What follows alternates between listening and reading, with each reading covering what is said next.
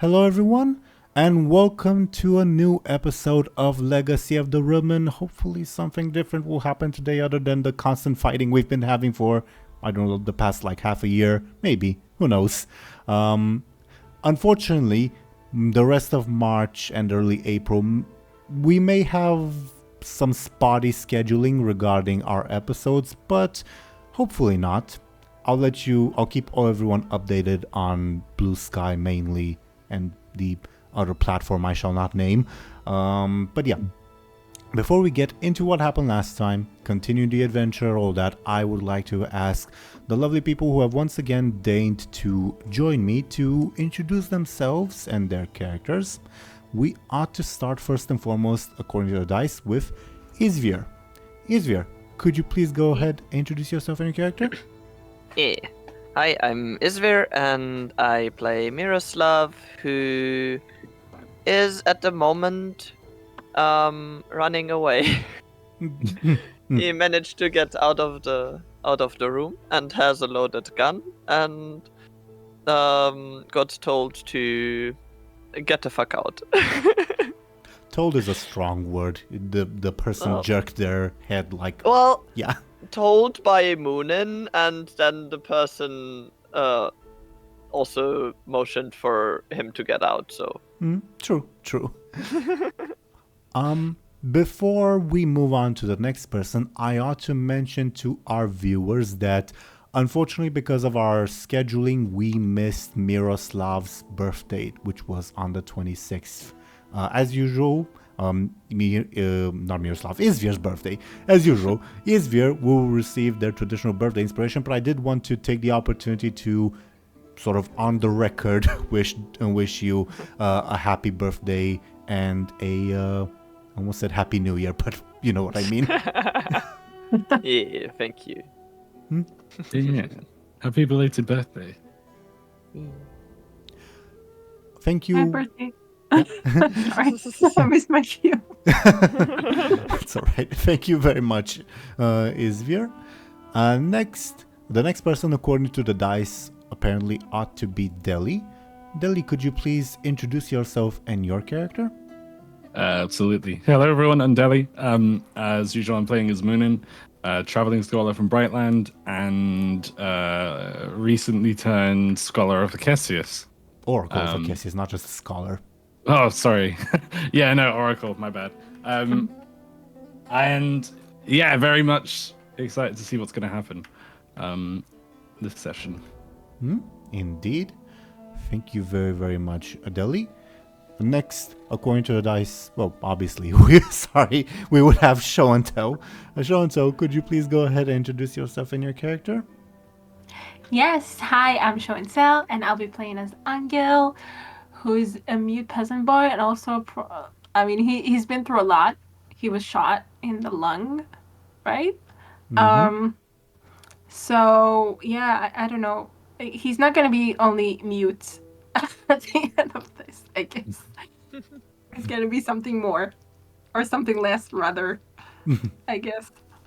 We'll see. We'll see. Thank you very, very much, Show&Tell. Now, dear viewers, while I provide everyone with our usual sort of recap, I would like to show everyone this lovely artwork that Izvir did of a scene that happened last episode. Thank you once again, Izvir, for drawing said artwork. And I will just have it be on screen while I babble on about what happened last time. Unless, of course, Izvir, you have any thoughts you'd like to share about this lovely artwork that you did? Not really. Sure. It's good. That's good enough for everyone. All right. So, last time we began the session in a very typical manner with the horse very loudly farting to distract people, as you do. Otherwise, of course, the battle continued. Ertuğrul slashed at Muninn. Miroslav tried to remain unnoticed and stole a dead soldier's helmet, which I made a note of that. I'll have you know, Miroslav.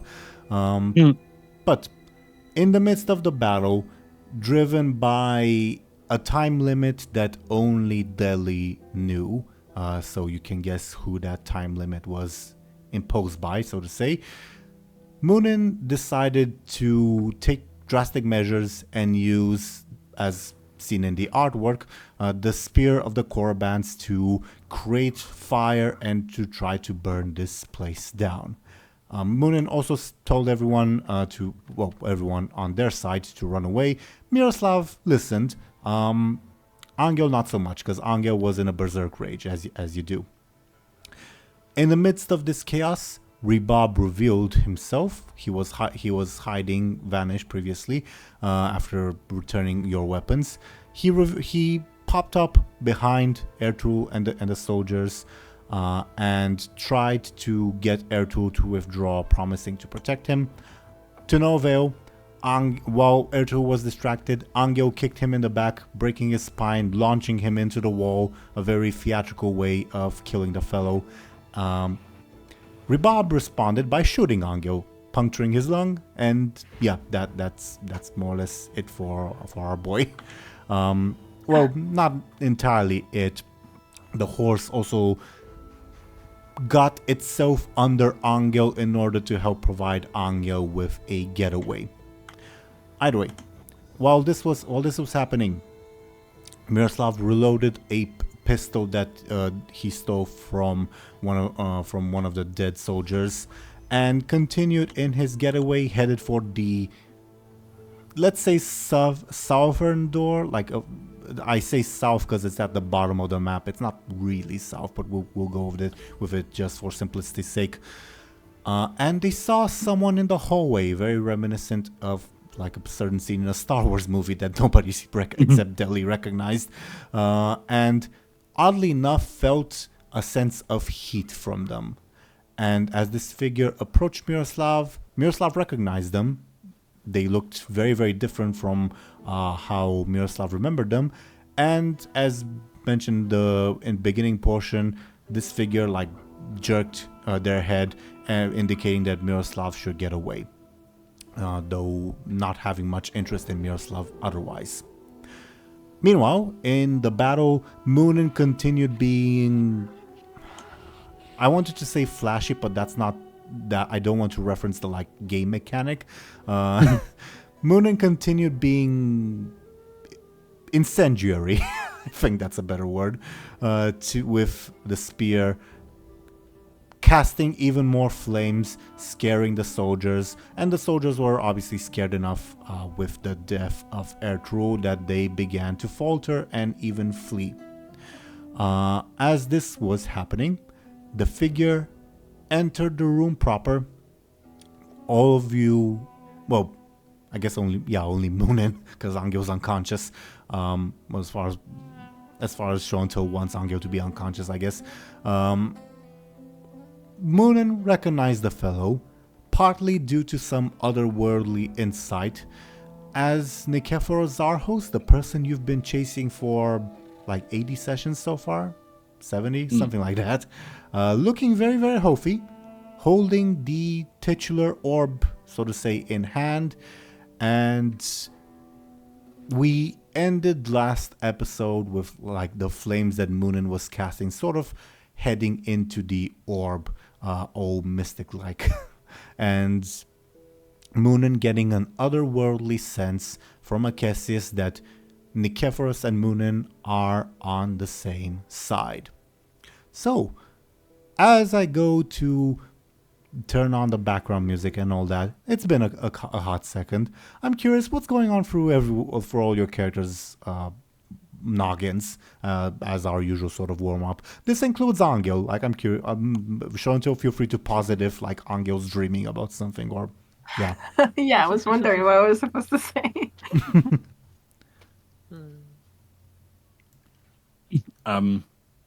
Who would like to go first? Yeah, this was the music, the soundtrack. Yeah. Well, I guess I'll go, even though I'm not sure. Anghel is, well, if he's really unconscious, then I guess I guess he doesn't feel pain. I guess. Yeah, I guess. And what he's dreaming about. You don't have to answer, of course. It's just an opportunity to like have Anghel be a bit involved, even though he's unconscious, so to say. Yeah, I'm trying to think if like he's dreaming about something completely disconnected, like his sister, for instance, or maybe he's having a nice dream about his sister. That would be good. Yeah. Yeah. There, Bless him. there's a joke that popped into my head. Basically, there was a TV show in the 80s. A guy was undergoing like a dangerous surgery, and he was unconscious. And the scene was very, very tense. Oh, is he gonna make it? Is he not gonna make it? And there was sort of a POV of their dreams, and he was dreaming of donuts. That's what popped into my mind during Show&Tell's little description. I love it. Hell yeah. Just to clarify, by the way, Show&Tell, the battle is not over. It probably will be over soonish, maybe. Anghel can wake up at any point of your choosing, Show&Tell, after the battle is over, or if like some devilish thought pops into my mind, I perhaps may offer you a Faustian bargain to say, hey, Anghel, want to wake up in exchange for, I don't know, selling your soul or something? We'll see. Just as Sure. a random example. But main point is, after the battle is over, you can wake up at any point you want. Okay? Okay. Thank you very much, Show&Tell. Who would like to go next to like share what's going on for their noggin? I mean, I can go next. Well, through Miroslav's mind is going a lot. One, the very much changed ways of behaving both from Muninn and Anghel. And then also, yeah, the person that looked very different from how he remembered him, and not in a way that he should have been able to change. Yeah, right. Like last you saw this person, they had no nose, just as an example. Exactly. And yeah, on top of all that, he is probably also trying to get his, or like not to move his jaw too much, and also kind of stop his bleeding nose. I appreciate that you remember your injuries better than I do. Oh, actually, they're your consequences. Never mind. Yeah. Fair enough. But yeah, he's quite bettered up. And yes. Yeah. Thank you for your thoughts here. Muninn, I'm especially curious what's going on through your mind, especially given Cassius's proclamation. I will mention, as sort of a directive from Cassius, this like after Cassius tells you, yeah, you're on this person is on the same side as you, he will also tell you, you are not allowed to show surprise. Ugh. Like you can feel it internally if you want, but you're not allowed to outwardly express it. Okay. Damn, that's difficult. I think it's Muninn's feeling they feel like they're in a difficult situation because Cassius is proclaiming Zahos as on, or Muninn's on Zahos' side or whatever, vice versa. But Muninn doesn't think so. So they are definitely, their instinct is to be like, I need to like cut this guy's hand off and pick up the orb before anyone can know what's going on. But obviously, Acacius's will is kind of like compelling, so it's kind of hard for Muninn to. Absolute at this point, yeah. Yeah. Is it so compelling that Muninn cannot bargain with Acacius? Sorry, is what I was going to say. I was going to say, I thought you were going in a different direction. I was going to say you're not allowed to harm this person. As to to bargain with Acacius, what do you specifically mean? I'm just thinking, Acacius is saying this guy's on your side. Muninn wants to convince Acacius that he's not. Maybe by playing to Acacius's ego and just say like, look, you know, like this guy just wants to use your power. Like, I'm your oracle. I can use your power better than he can. Of course he does, but you are on the same side, at least for now. Do not think me a fool, child. In that case, Muninn would keep quiet, because I feel like nothing. Muninn's. I kind of feel like this. Muninn, I feel like feels like they can't, at the very least, not right now, say anything to convince Acacius. I want you to, Deli. Yeah. The door is not closed to you. I want to emphasize that. It's just that this is a very dire situation. You may not have time to bargain right now. That makes sense. Yeah. No, that makes sense. In the initiative, is there anything else from you, Deli? No, that was it. Noted. In the initiative order, the only person that's quicker than this rejuvenated fellow is the horse. So, Show&Tell, what would you like the horse to do, if anything, as above board for the enemies, the soldiers in Henry Bob? They sort of stare stunned at both this fellow showing up and also the fire going into this magical sphere that he's holding. It's very freaky, but the horse is another otherworldly creature, so it's not necessarily concerned by that. Okay, then he might.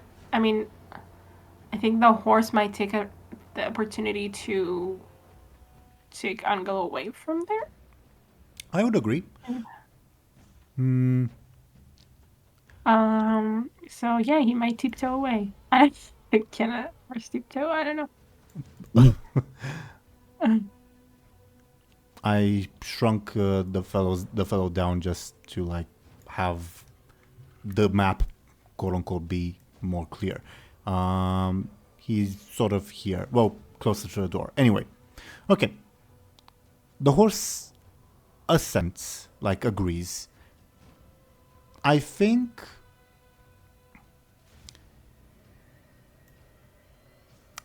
sort of you blink and you miss it. Everyone's focused on Zarhos and they don't notice that the horse and Anghel are actually here. Ooh, let's go. I thought we would have the horse would have to roll or something. But... Well, I think it will still roll to create an advantage for a potential getaway. Do you agree? Sure. Just in case it's necessary. It may not be, who knows. Wow, no. With that roll... Oh. With that roll... I think what happens with that roll is... Yeah, the horse is actually there, but it forgets to take Anghel or something. I don't know. As Anghel falls on the floor. Oh, no. Oh. That was a critical fail on Oh my part, God, on that's the part so of the funny. horse. Okay, let's go with that. The horse will return to retrieve Anghel as soon as it realizes that it forgot its owner. But yeah, at the moment, Anghel falls face first on the ground. Oh, damn. Okay. Continuing with the initiative order, as everyone sort of stares in silence at the new figure appearing in the room and the flames showing up, he sort of confidently marches towards you, Muninn, with the orb in hand. Rebab is a bit too stunned to say anything to the fellow. A soldier will say, like waving his firearm shakily, "Stay right there," in Caramel, though the Nikephoros does not. But otherwise, yeah, Nikephoros approaches you, Muninn. Feel free to like react if you want to. Okay, but I think Muninn would like. Again, you're not allowed to be hostile, like Yeah. Physically at least, Yeah. Or surprised. or surprised. Or surprised. I think Muninn would tighten their grip on the spear of the Korban. And if they went under the influence of Akesius, they'd probably point it towards Nikephoros. But obviously they can't. So they probably just like straighten their back and then look down at him. Like, if you know what I mean. Well, not look down, you know what I'm trying to say. And ask him like,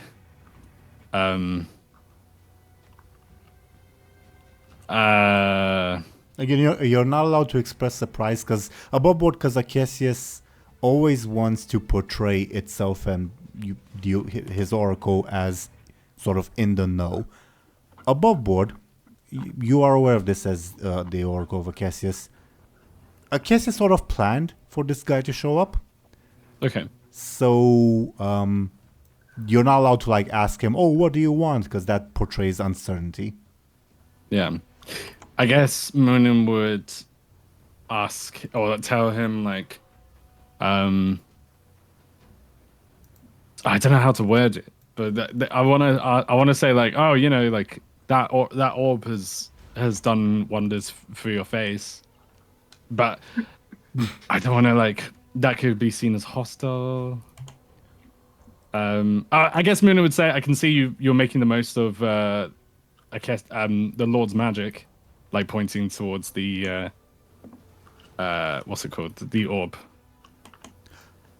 He nods casually, like, "Yeah, I am," and Yeah. he stretches out his hand, no pun intended, handing the orb to you, or at least intending to, and says, "I believe this belongs to you, my oracle." Oh my god.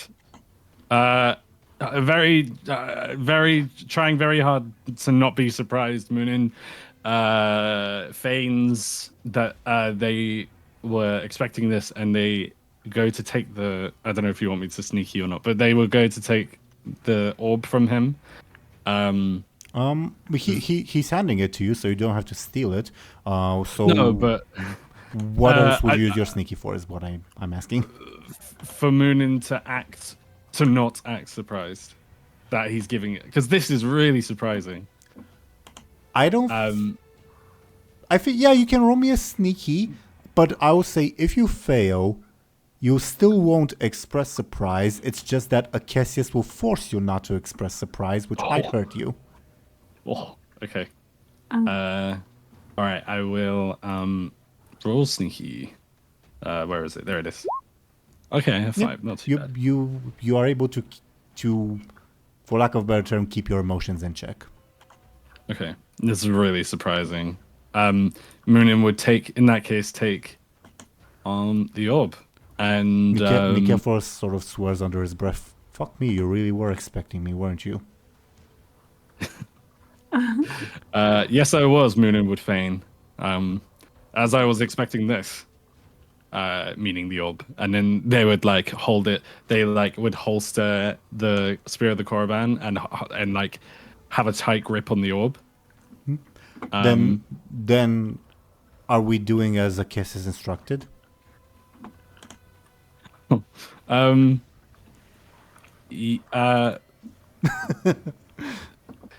Feeling like Muninn feels like he's referring to the thing that you've told me, Teeironor. I've told you many things. I'm not sure what you mean. About this house and about what's going to happen to it. Yeah. About okay.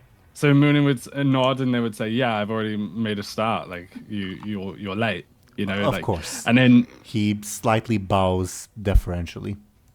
Only slightly, though. can I say what I'm referring to for the audience? By the way, just in case. Sure, because I'm also hoping that you did not misremember. Okay. I hope that I'm not misremembering as well. So, obviously, like, Acacius told Muninn, kill everyone. And Muninn, and then Acacius said, if you don't hurry up and kill people, I'm going to burn the house down. And then Muninn was like, fuck it, if this house is going to burn down, we may as well make a start and, like, you know, get killing. As long as it's like, you know, like, it's like a, you know, I'll go out in my terms kind of thing. Sure. And I'll be able to save my friends at the same time. Small bit of a... Go ahead, sorry. It's okay, what were you going to say? Go into detail, basically. I was going to do that. Okay, cool. So, small bit of a lore primer, for lack of a better term. The orb of Acacius, as do the other orbs that are out in the world, act as sort of a magnifying glass and amplifying thing for magic. So, just as an example, like you're using the spear to like cause a fire. With the orb, you could cause a massive explosion. And that's sort of what Acacius has in mind as a way to expedite killing everyone. Cause a massive explosion with sort of the house as the epicenter covering the nearby area. Oh my god. That said, even though it will be in the proverbial eye of the storm, Cassius's plan is to have the house not be affected, instead have it burn later so that you guys can escape. That's nice of him. He's got that going for him, at least. I mean, you're his tool, so you know, he likes his toys. Yeah. In that case, Muninn would be very shocked and surprised, but very almost grateful. Machiavellian style. Machiavellian gratefulness, I guess. Because it's like, oh, this isn't good. But at least it could be worse. And then as long as everyone's I don't know what the word is. As long as everyone is like, I think Moon would look around to see, like, I don't because Angel's unconscious. Yep, on the ground. Yeah. Yep. What's Miroslav doing again? Sorry. Miroslav is ran out, and you don't see him. Okay. In that case, I think Muninn feels confident that it's time to explode the house. So, and above board, just as a bit of extra information, Acacius is thinking of an explosion, given the like kill everyone objective, because an explosion might, like, they happen, like gunpowder explodes. Maybe there was a gunpowder store that exploded as sort of the cover story. That makes sense. Whereas a fire is like, yeah.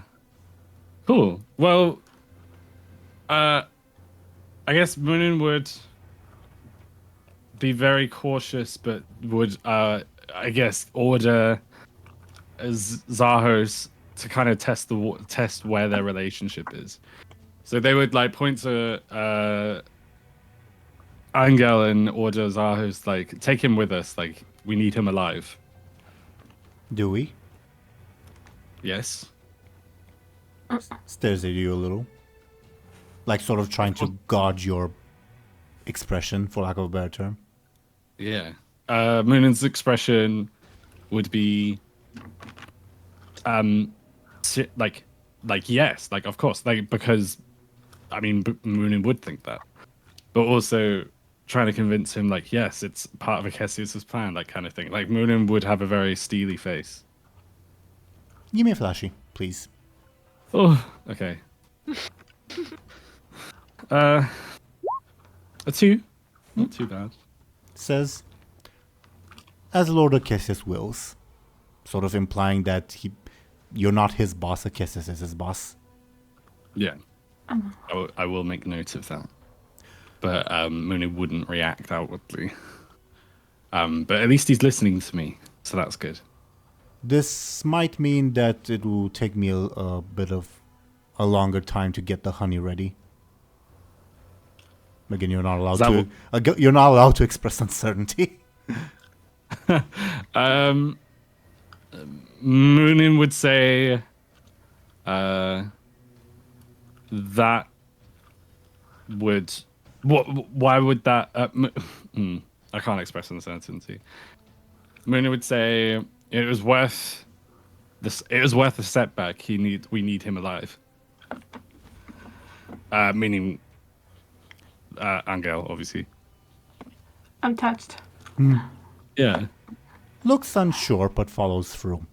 Above board. Like, this is above board information that Akessis is feeding you belatedly, admittedly.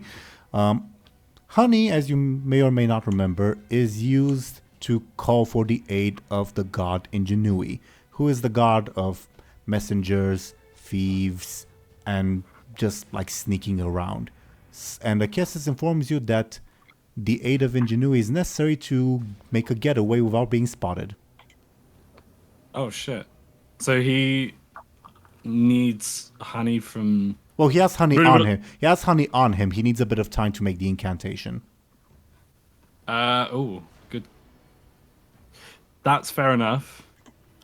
Maybe Muninn would say, "Give me the honey. I will make the incantation." Aren't you busy with... He points at the fire that you're causing. I will make the incantation, and then with the orb and the spear, I will make the explosion. At the same time? Yes. Wait, what do you mean? So Muninn doesn't say that, but yeah. Oh no, Muninn would say. Causing the fire and the explosion is a spell, as is the sneaking spell. Can you do two spells at once? I guess not. So Muninn would say, no, I will spread the fire and then make the explosion. To fool those who would come after us that the fire caused the explosion. Muninn would say the chef has a short temper. Short like the fuse in the gunpowder that would explode. The chef that's dead at your feet, funnily enough, yeah. He does what? Sorry? He's dead at your feet. Yeah. But I'm framing the chef. I guess. Muninn would say, like, make haste. Like, make haste. Your death and his death won't be. Of course. Yeah, you get it. Muninn's like, yeah, you see what I mean. You know what I'm trying to say. But yeah, Muninn would say make haste. You feel almost like you're slapped in the back of the head, and you realize that it's Akessis doing it. Akessis doesn't like his oracles being ineloquent. Yeah, that's fair enough. Muninn would retort in a way that is not back-chatting, because they're not allowed to do that. But Muninn would say, maybe a little bit... maybe I'll be more eloquent if I wasn't so surprised with this current situation. What's your tone? Muninn would, like, huff. In the middle of this argument, I will say, just because, things are happening, sorry, but so Nikephoros takes steps to retrieve Anghel, then sees Rebob looming over Anghel, obviously having shot Anghel, and turns to you and says, whose side is he on? Muninn would look to Rebob to be like, yeah, that's a good question. Expecting him to answer for himself.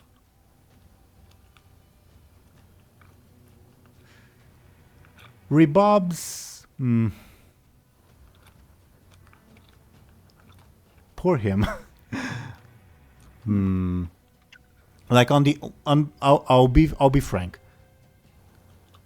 He is tempted either to run away, like quit the scene, or to get the soldiers to shoot Muninn.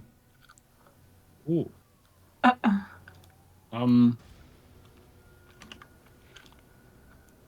What's the deciding? Could I help convince him not to do that? The latter, I mean. How? I guess. Well, I don't know if sorry, I don't know if I'm misremembering, but these people. No, I think I am misremembering. So I was going to say these people left Rebob for dead in the garden, but then it wasn't these people who did that. You're correct. So I guess Mina would say, Rebob, if it were not for us, you would still be dead in the garden upstairs. Do the right thing. And spare yourself. The right thing might be to avenge his friend. So, but give me a flashing. Ah, fuck. Okay. Yeah, then with that roll, Rebob indicates that he's not your foe, as he does not let go of his pistol, but he takes several steps back, indicating that, yeah, I'm gonna back away. The soldiers look even more demoralized, but Rebob was on the side of Ertrul, not of Ertrul's soldiers, so, doesn't necessarily mean that Rebob is on your side. I can live with that. Well, obviously, we'll go more in depth as to what Rebob does on his turn. This was just to determine what Nikephoros does on his turn. So he would go to, I guess, retrieve Anghel. Unopposed this time. Nikephoros marches over here and picks up Anghel with surprising ease. Because Anghel is a big boy, so you'd expect him to have a bit more trouble with that.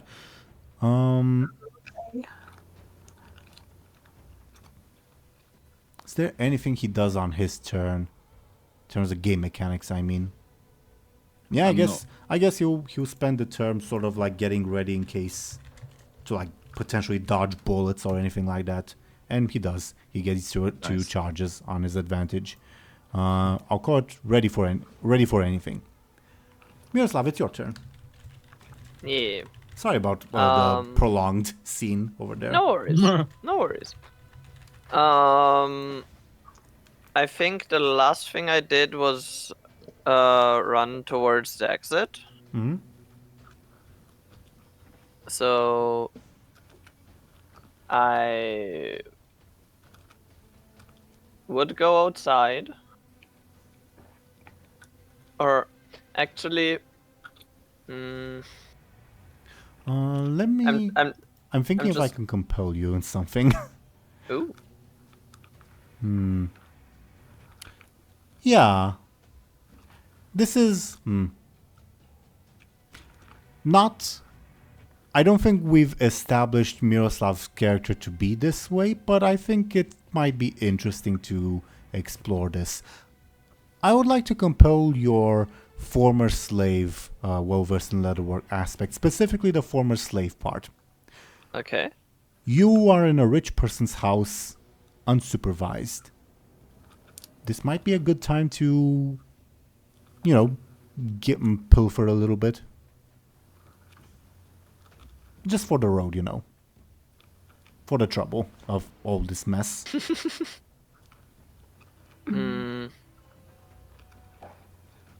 Specifically referencing your sort of inferior social status, was what I'm compelling.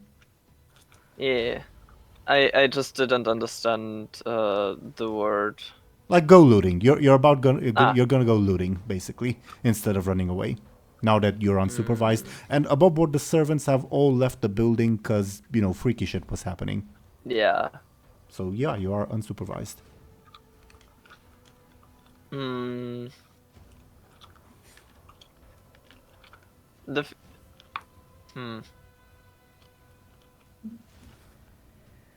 I'm thinking, but uh.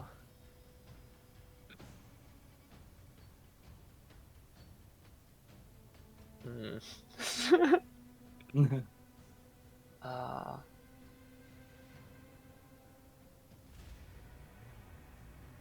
I don't know. I don't. The thing is, I don't think he would Sure, go it's- looting just because, like, he's been doing quite well. So it's not like he is still like he has nothing.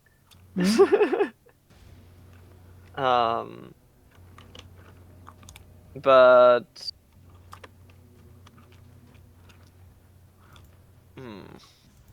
no, I don't think he would go looting. Okay. He might, like, if he sees something interesting, like along the way, along the hallway, he might nick it, but he wouldn't like go into different rooms because he also doesn't know how many more soldiers there are, and he doesn't want even more problems. Well, let's sort of put it in more concrete terms. Let's say as you're making your escape, you you walk past a room that you can clearly tell has some valuable stuff in it, perhaps some expensive decorations, for lack of a better term. This is just me popping off something off of my like the top of my head. For what you actually potentially loot, we will probably have to roll for it. But in this circumstance, would the compel work, so to say?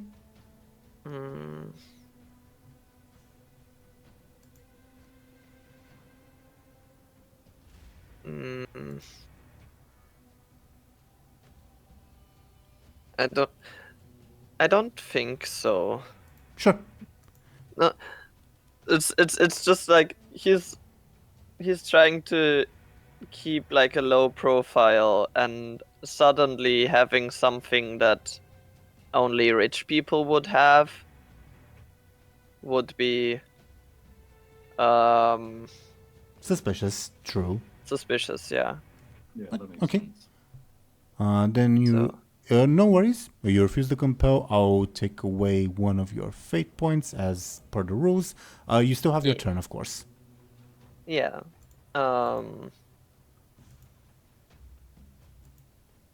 The front exit is kind of here from the Estate? estate, right? More like here-ish. Okay. Well, obviously you have to walk a bit, but yeah. Yeah. I'm just trying to decide whether he would try to... Yeah, I think actually he would. Would I be able to use my stunned fast thinking, so to conceal something from everyone? Okay. Like on my presence to sneak out of the estate? Would that be possible? I guess Miroslav is a something, yes. I never thought of that use for that stunt. But yeah, yeah. Miroslav is a something, so it works, yes. Nice. Since we entered, the one thing he wanted to do was leave. Yeah. This might unfortunately mean that you guys will wind up separated, which was not my hope as a DM, but yeah, we can go with it. Don't let that discourage you, Izvir. Just, Oh, yeah. no. Like, he wouldn't go far away, but he would just, like, where he wouldn't be too noticeable anymore. And also he would, before he goes outside, put the gun away. Okay.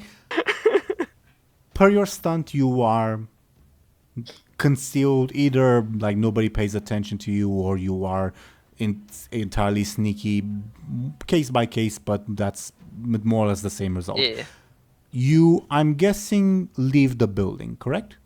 I leave the building, and like, if I can, the estate.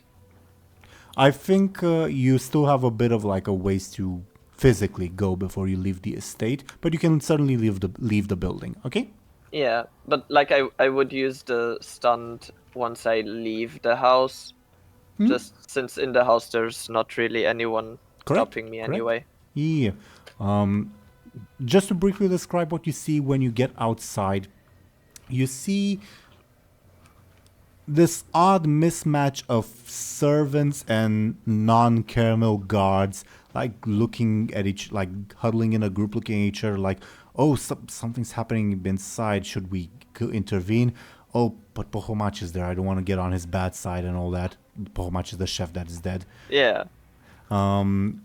You are, of course, per your stunt, able to slip by unseen by these people. It's just, yeah, there's a large concentration of them outside. Not hogging the entrance, but in the general courtyard. Yeah. Very well done. You head for the front gate exit from the estate. The front gate is open on that note. Yeah. I think that's the closest one. It would be, yeah. Yeah. Okay. You don't get there at the moment, but you will eventually, probably. Yeah. And this it's too late now, but this is part of the reason why I compelled you previously, because now you're in the potential blast zone. Oh. No. Oh well. Oh well, indeed, too late now. If you don't mind, I'll like move your token. I think probably like this near this exit. Yeah. Okay. I think that was from last time when I left through this door. Yeah. Yeah. Miroslav, you're now Yeah. on the actual map, not on the metaphorical map. I know. Anything else on your turn, like potentially in terms of game mechanics? Doesn't have to be anything because you're not in the battle, but you have the possibility of doing stuff if you want. No. Okay. Then, back to the room at hand. It will be Muninn's turn. Yeah. Okay. I think it's tough to. Oh, do you know what I would do? I think Muninn would continue with their plan, and if so, Muninn would look to Zahos and sort of hold out their hand and say like, give. I really hope he has honey on him. Muninn would say, "Give me the honey. I'll begin the incantation." Again, above all, your intention is to cast both spells at the same time? I don't think so. I think what I want to do is cast the incantation. Because above board, the sort of Akessis' plan was, okay, Muninn, you handle the explosion, Zarhos handles the honey. Okay. I think I'll handle the honey and then do the explosion. What was the... Sorry, I'm really... have a terrible brain. What was the honey... What was the incantation for again? I think... are you asking what's the honey for, or what's the incantation using the honey for? The incantation... Because I know the honey is for the incantation. Correct. So what is... The incantation is to make a stealthy getaway. That was it. Thank you for reminding me. In that case, I think... Is it like a buff where it's like I do the incantation, we get a stealth buff, and then I explode, and then we get away? Are you asking a buff in terms of game mechanics? I was more so thinking in terms of story. You probably won't be seen by anyone unless someone's looking. If someone's looking, you will probably have an advantage on that roll. Yes? Okay. So I can do it before... I mean, it would be hard to do it after the explosion anyway, so... Well, again, the explosion would radiate outwards from the building. The building would not Sure. immediately be caught in it.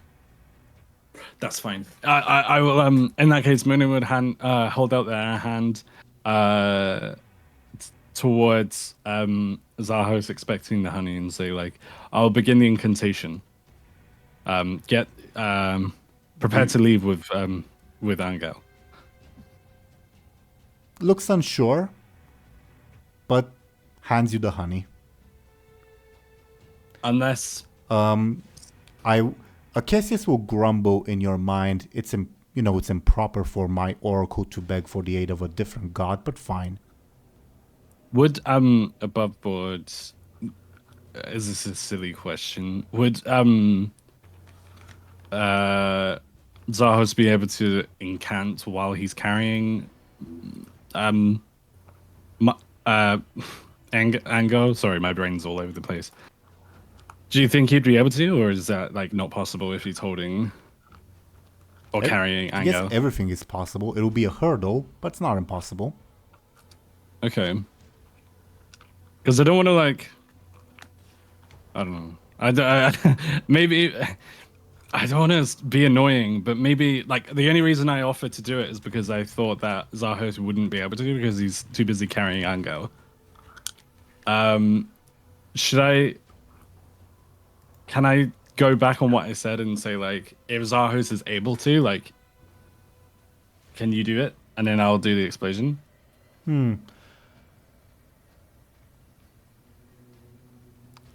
He has this slightly offended expression, sort of like, "Oh, so this entire like hullabaloo was because you doubted me," is like his expression.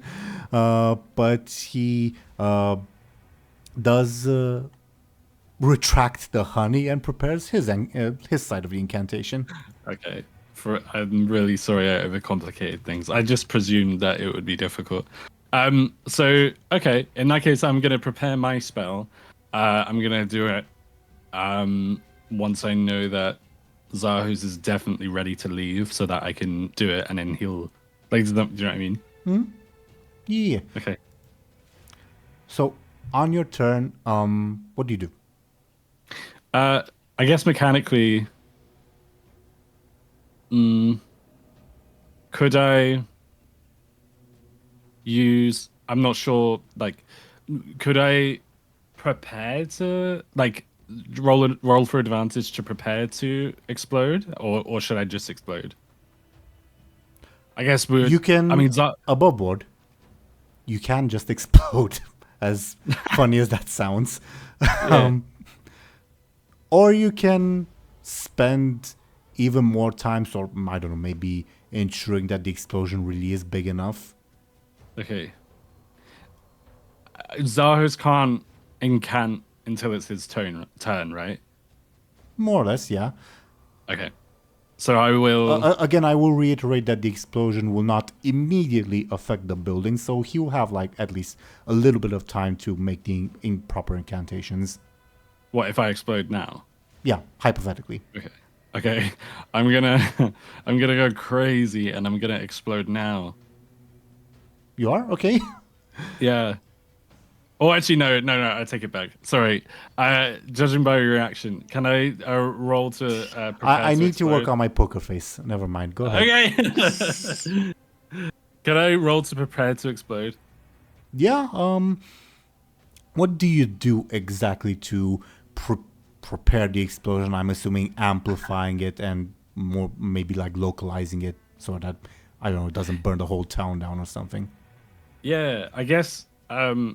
Correct me if I'm doing this wrong. The orb. Yeah. I'd want to make sure that it just affects the building.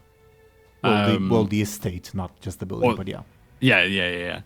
But yeah, that's what I want to do. As for how I would do it, I guess I would I would mumble incantations, and I would like finally use the power of the orb and the spear of the Korriban at once or at the same time,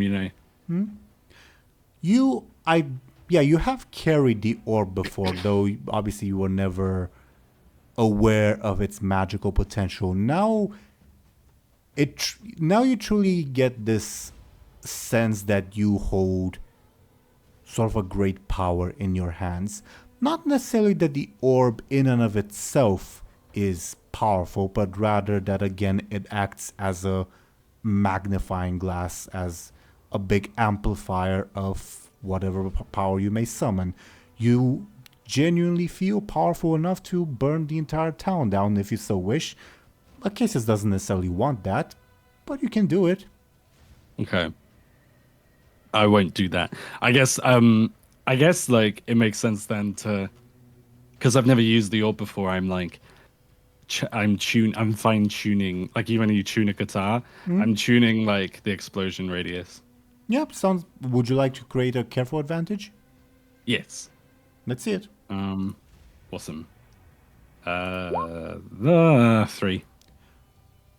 You do what you intend to, though not like expertly. You would have had more time to practice. You do create the advantage, but only get 1 charge on it. Okay. What that would makes you call sense.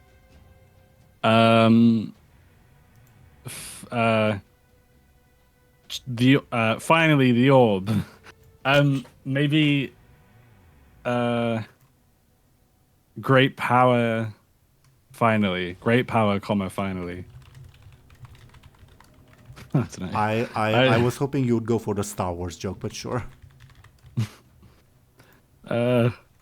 Comes great responsibility. No, that's Spider-Man. I don't know which one you're referring to. Unlimited power.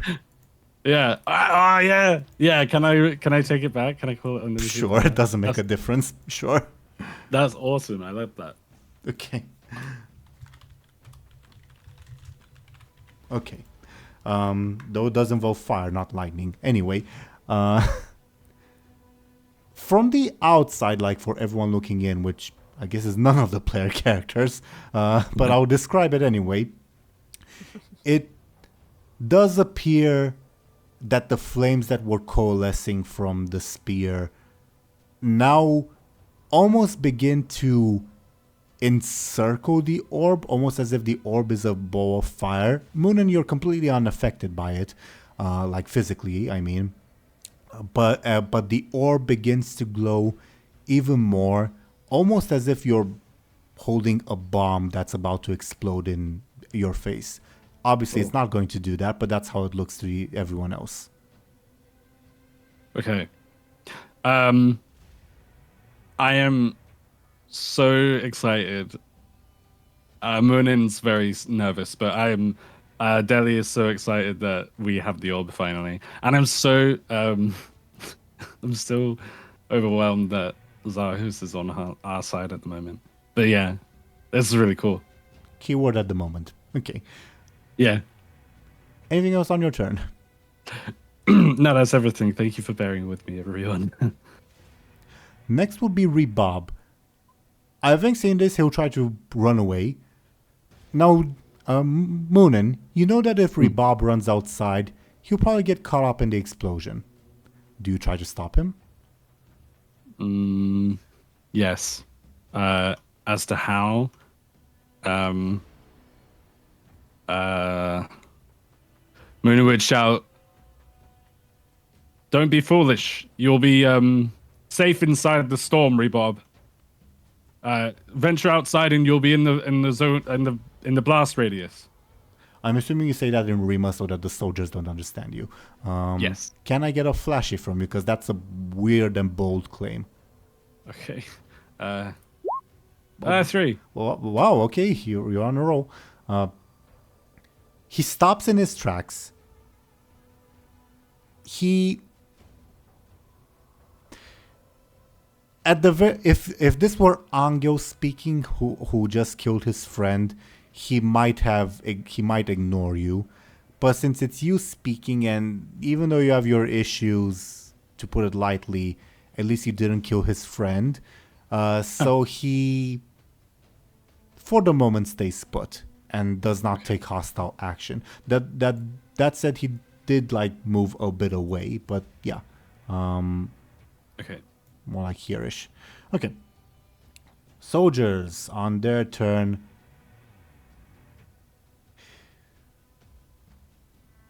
I think... Can I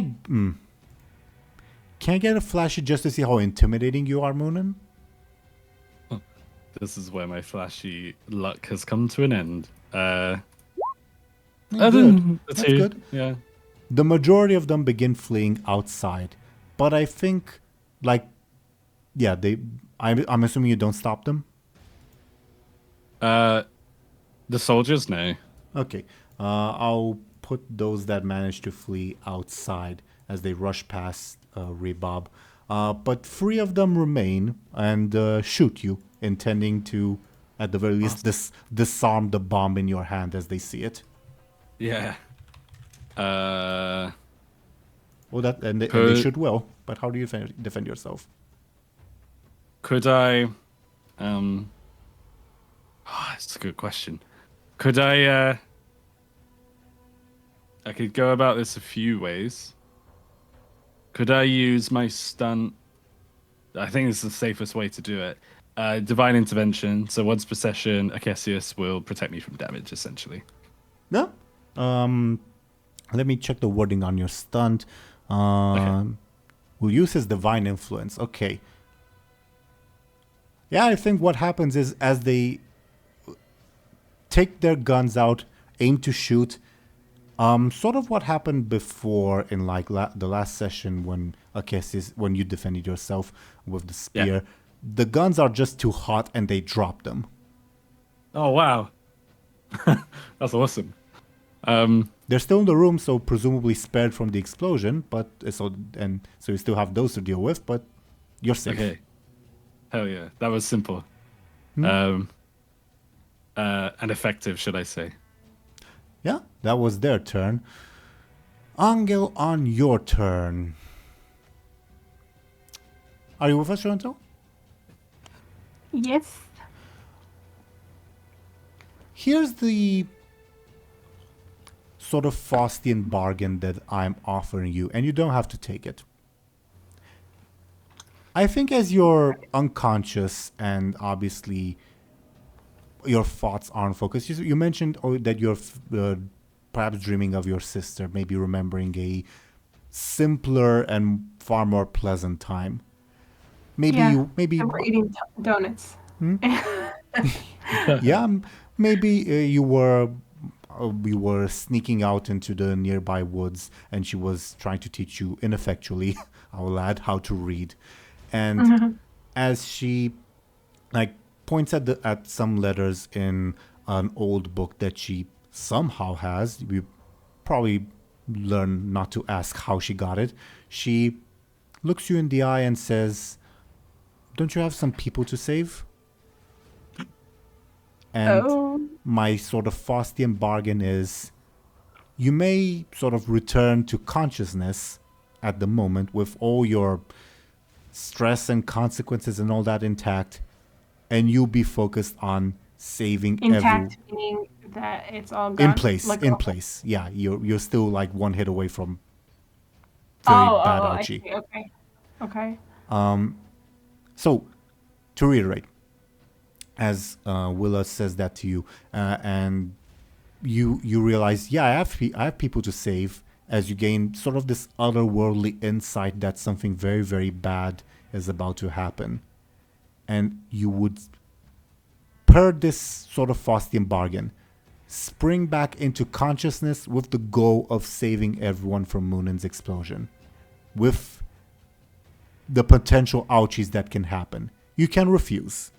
There's no pressure. This is not a compel. You will not lose fate points. What's the price? I'm not sure. The prize is waking up, basically, before the battle is over. Oh, I see. Okay. And he could die again.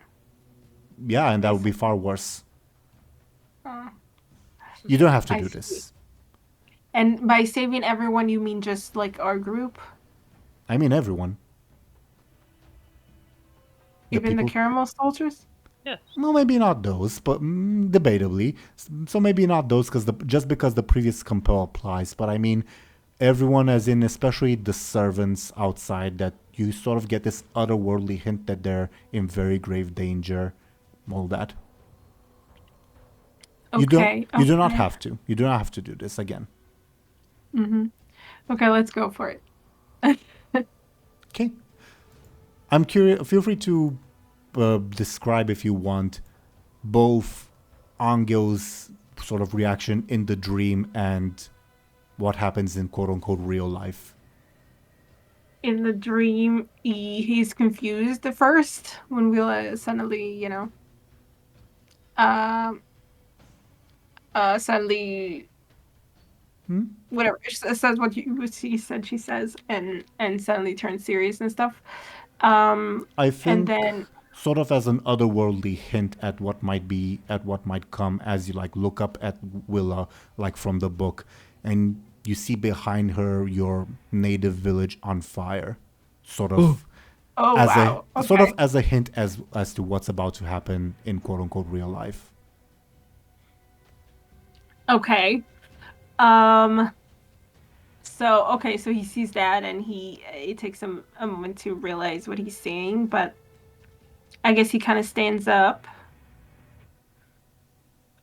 and like I think he probably like stands up like thinking that he should go and help, and then Willa's words register or something, and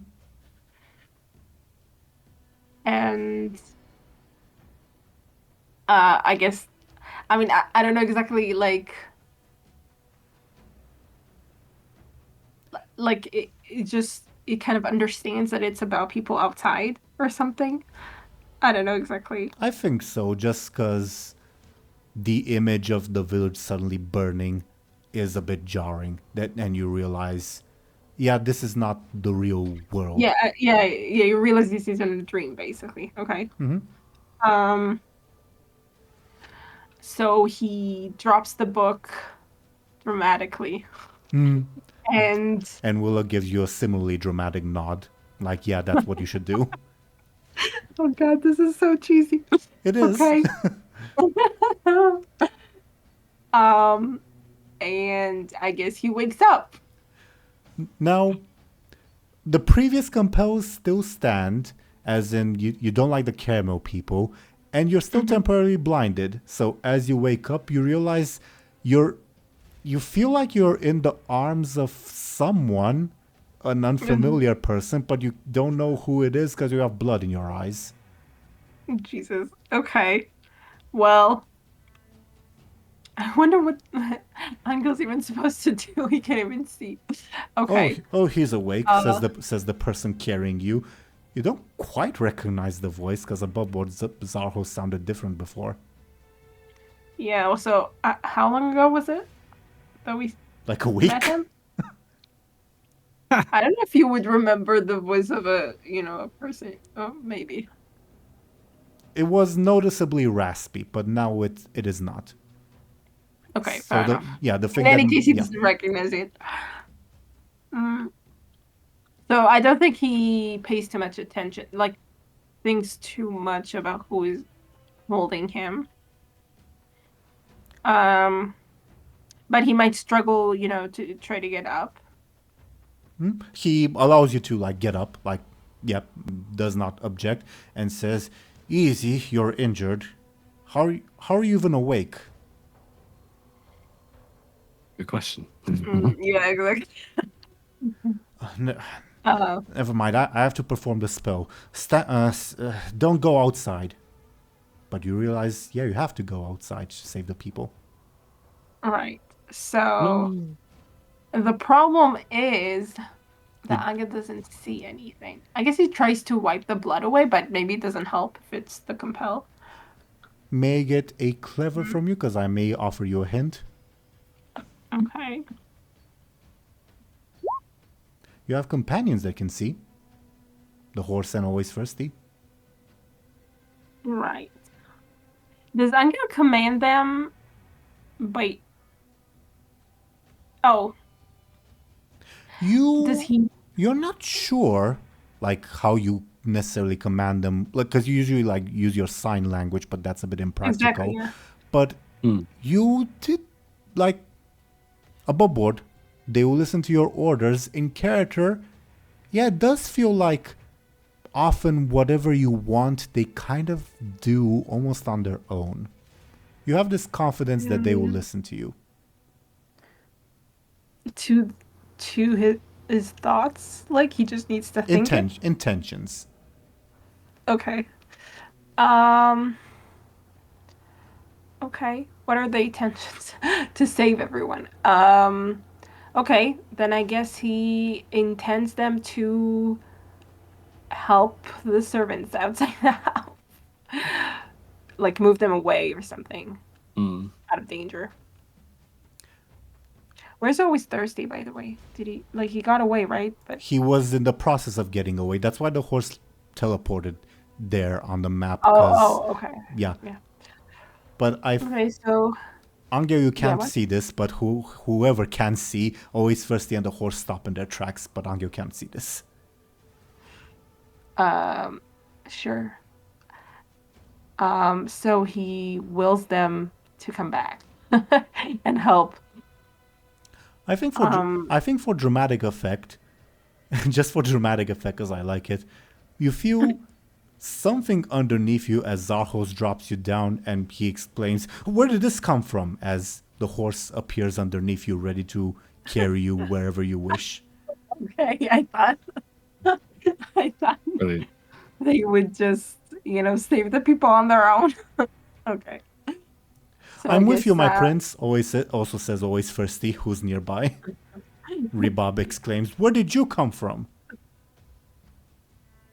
Magic is weird. This became a Wait, theater. Ripa? Oh yeah. Oh, Rebob exclaims because Always Thirsty pops Yeah. up near him. Yeah. Yeah. Okay, so, and without further ado, they just, I guess, launch out of the house or something. Sure. You can begin doing that. Zarhos will say, it's not safe. He looks at Muninn. Didn't you want to save this one? Muninn would realize what's going on and say, "Anghel, don't be foolish. Don't go out there." I'm thinking if Ango's will even pay any mind. I think he might not, because he's still under the throes of the dream and adrenaline rush and whatever. So he might just. I don't want Anghel to be in danger. Above board, the directive from Acacius is still cause the explosion, killing everyone, even if it means hurting your friends. Could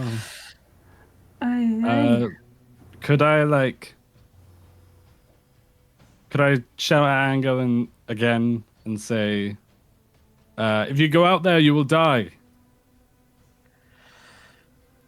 Damn it.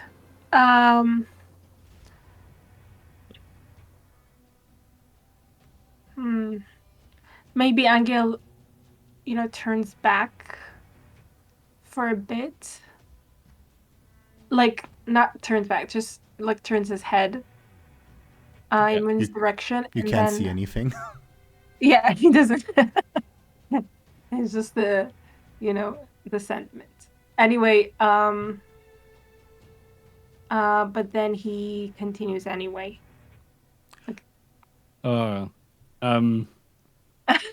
Yeah. It's making it really difficult, and I don't know. I don't know. I don't want to. Sorry, go on. No, you go on.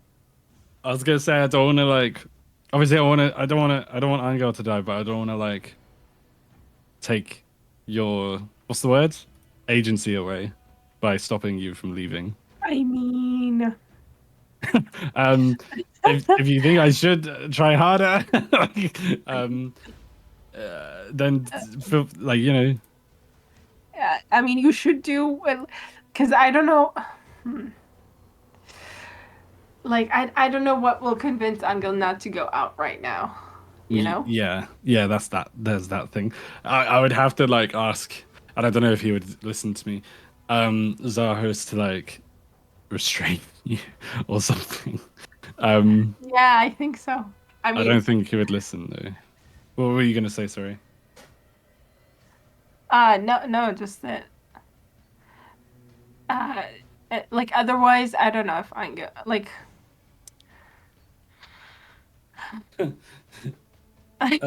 he's a man on a mission now. Yeah. But it's up to you if you want. If you don't mind that he dies. No, I don't want him to die.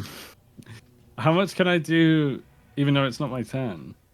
Well, you obviously cannot act in terms of game mechanics to stop Anghel. You can tell Zarhos, hey, stop Anghel, and since Zarhos is next to Anghel, he can roll to oppose, because basically Anghel has to get away from Zarhos, and Zarhos can prevent that. That's what you can do in terms of game mechanics. Anything else would be just narrative, like talking to Anghel, hey, don't go because such and such. Okay. I guess Muninn, Show&Tell, hope you don't mind. I'm going to take that advice. Muninn would say, I mean, Zarhos might not listen to me still. Anyway, Muninn would say, like, Zarhos, like, if he leaves, he will die. And I told you that he must live. So stop him. Give me a flashy. Damn it. Oh, no. He says, I don't appreciate your tone, but nevertheless stretches out his hand to grab Anghel by the collar. Okay. So that's his attempt to stop Anghel. So Anghel, you feel that the person holding you. Wait, Zarhos is the person who was holding you. What's going on? That's another bombshell, I guess. I guess because Muninn just said it, right? Yeah. But of course, feel free to let that influence your decision. But in terms of game mechanics, if your decision is still to run away, Zarhos will oppose by trying to grab at you and will do opposed rolls to see if you do manage to get away. Yeah. I think the whole Zarhos thing might not really compute right now. Because it's so It's like, what the fuck? Yeah, he wasn't there when he came, so he's just like, what? I don't know. Yeah. Your choice. I will say you're not compelled to act either way. So this is entirely Anghel's and Show&Tell's choice. Okay? Yeah. I just don't know how much because if the choice is going to make Anghel die, Yeah. I like You're Like, I biased feel- I as the feel- player. I feel like Anghel would go, but I don't know. Okay, let's see. I mean, worst case, he dies. So you still attempt to make your getaway. Okay. Zarhos again attempts to grab you by the collar. He'll use his forceful to try to keep you in place. How do you oppose? Anghel will. This counts as the same battle, right? Yeah. Okay. So I'm just asking because I'm thinking, like, if it's to protect people, is it going to add the 2 to the Well, forceful? you're not attacking Zarhos. Oh, right, defending. Right. Okay, never Well, mind. you're not defending. This is not a physical damage aimed at you. This is just an opposed. Fuck, I'm having a brain fart. But it's either way. This will not damage you, even if he succeeds. Okay. Overcome. This is an overcome roll. Okay. Yeah, that's what I'm missing. Yeah. Okay. Then I guess in order to oppose him, Anghel will probably use his forceful. Yeah, to just like push through his grabbing your collar. Yeah. Yeah. Yeah. Pretty much. Give me a forceful, please.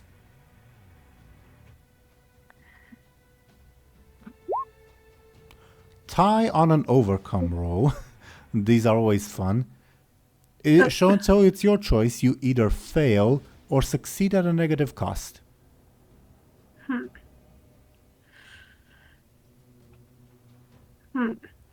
Or of course spend fate points, etc. Right. I don't know. Like, I could fail and then that will solve that problem.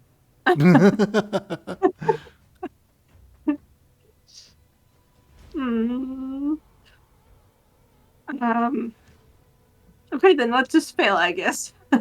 Sure. Ah.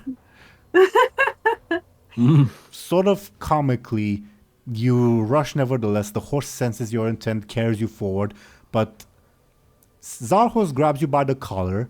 The horse runs forward, so you drop to the ground as, yeah, he keeps you in place. You still have your turn. Oh, okay. Oh, damn. This is a lot. You, I mean, I don't know. You can't move anymore, but you can still act. Okay, but like, who are we fighting at this point? There's 3 soldiers left. And potentially Rebob. Right. But I don't think Anghel is concerned with them at the moment. True. I mean, for him, You could try to fight Zarhos, I in guess. a way, in a way, he's opposed to Zarhos right now. But like, do we really want to start a fight with this dude? Were you always this strong? He says to you. Angel's just kind of blinking. Can't Maybe see. frog. try. What? Did you say what to me or Teeironor? Both of you. I guess I didn't hear. I said Angel's blinking like a frog. I don't know what Teeironor said. I just reiterated that you cannot see. Exactly. So I was thinking that he's trying to see, but he can't. I sort of said Zarhos' line to reiterate that maybe you know this person. Even though his voice sounds completely unfamiliar.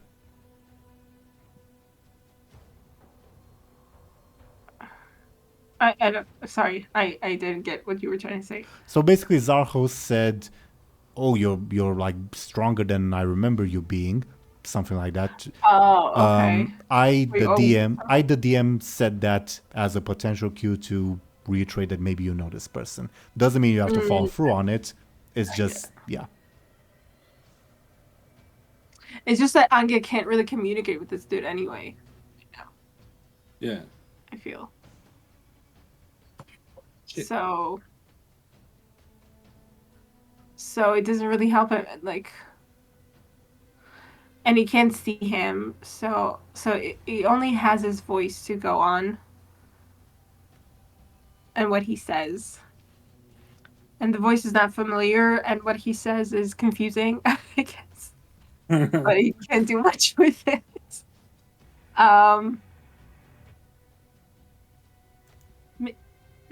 I don't know. Maybe Anghel will try to get an advantage or something. Sure, related to. I mean, he's trying to help. I mean, his goal right now is to help the people who are going to die, right? Mm-hmm. So to help with that, even if it's not going to come. Sure, but what do you do in the moment? I get that's your end goal, but like, what do you do in the moment to create an advantage? Struggle against Zarhos' grip, maybe? Sure, yeah. Let's go with that. Sure, sounds like a forceful potential advantage, and the difficulty will be Zarhos' own forceful roll, okay? Sure. You got an 8. You got a 6. Ooh, Uh, close. okay, so we don't. So he doesn't get the Yeah. advantage. You don't remember any Zarhos this strong. You only know 3 Zarhos, like Nikephoros, Basil, and Ophelia.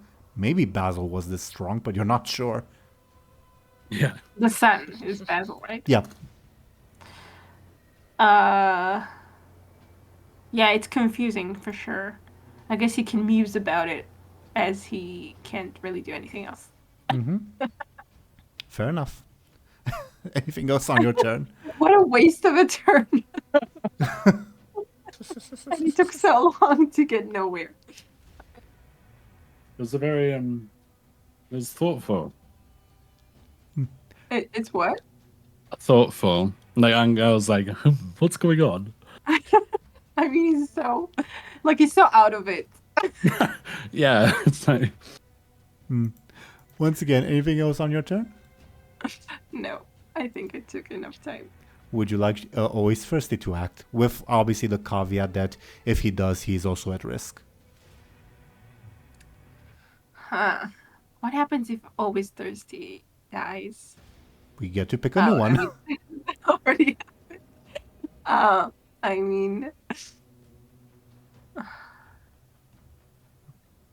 Though obviously it won't be the same individual, just the same curse. yeah. I'm wondering.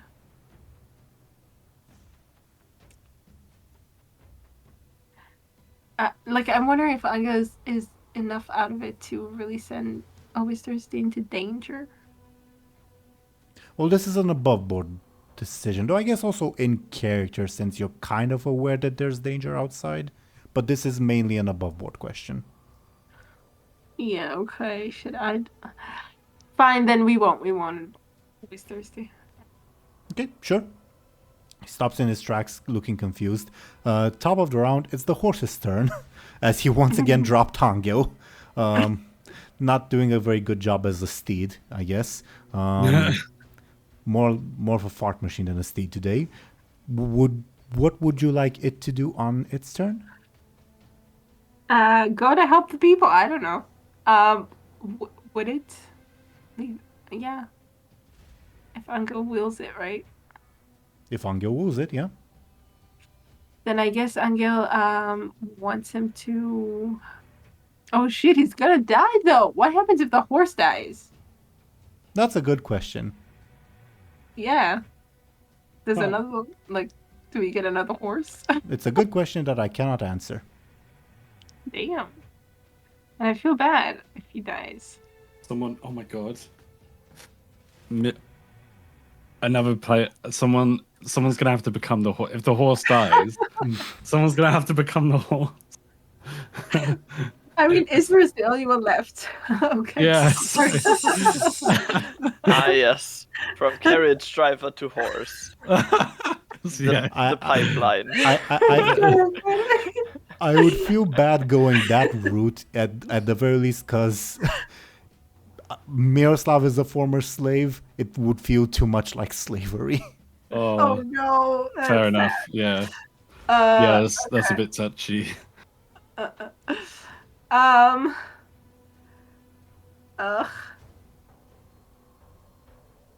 Okay. I don't know. So I what's? guess- Sorry, Go ahead. I was gonna say. So what's going on? Like, is We're determining what the horse will do on its turn, which might very well be nothing, or it might be change the entire course of the campaign. Who knows? okay?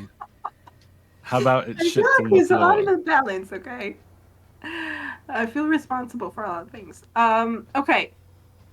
Oh, Okay. the horse could contribute to the explosion with methane. With what? Methane. Methane or methane? Yeah.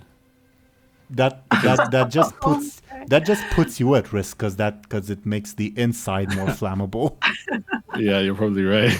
Well, no, you are right. I'm just So saying. maybe the horse should go outside. No. Well, the methane's already here. It's not. Anyway, Oh, I guess. Anyway. Oh my god, I don't know what to do. Okay, fine. I guess the horse should go out to try and save the people. I don't know with it. Will the horse realize that inside it might be safer? does it matter? 'Cause then in the the horse could in the die. sense that it obeys you before its own safety. So even if he realizes No, it, I'm thinking that maybe he can bring some of the people inside.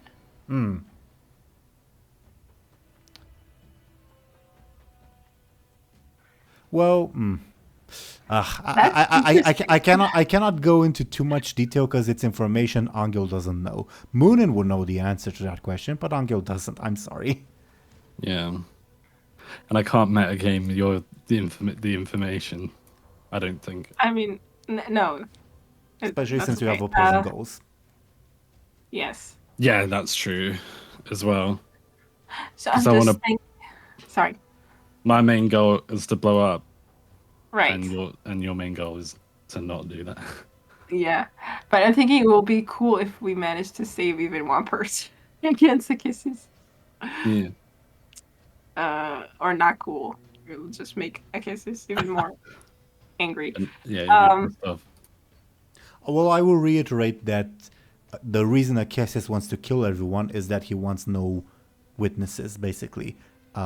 So the existence of witnesses may not just be harmful to him, but also to you guys. Yeah. Fair enough. So again, are we seeing what the horse is doing? Yeah. We're having an anime moment, yeah. The horse shits and farts. How about that? Yeah, that's a given though. It doesn't take another turn. Also, he doesn't do that without a purpose. I love that. Purposeful shittery.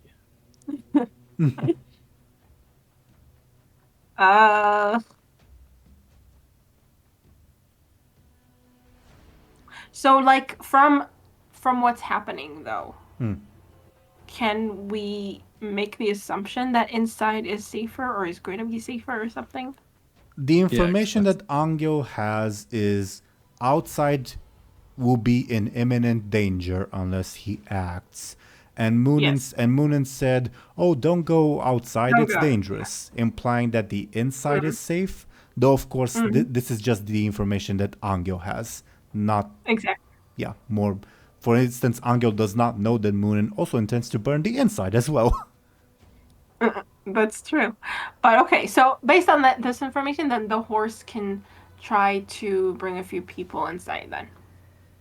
That's Yeah. what Anghel wants to do. Okay. Then it will act as such, rushing outside, trying to create a flashy advantage. Let's see how it does. Decently well. Either way, runs outside.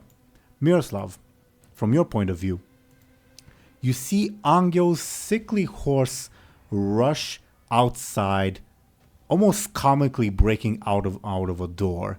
And feel free to react in any way, but it rushes out, sort of circles back, and like tries to push the servants in, and funnily enough succeeds to some extent. Like several people do begin heading outside at the very least because they're scared of the horse in the immediate moment, because it's blindingly fast. Sorry. You see this happen. The horse does Yeah. not try to get you inside because you're not near it, but yeah, that's what it happens. Yeah, also, funnily enough, it wouldn't see me. Yeah. Oh. Since I'm concealed from everyone. Yeah, no, you're right. Oh my god. But yeah, no. Oh yeah, I was. Miroslav would be very confused about what the fuck the horse is doing. Wait. Yeah, now it's. Is it my turn now? No, not Or yet. is it... You no. just have the I opportunity to was react. just like, wait, what was it? But yeah, no. Miroslav would just be very confused why the horse is bringing the people in, but also,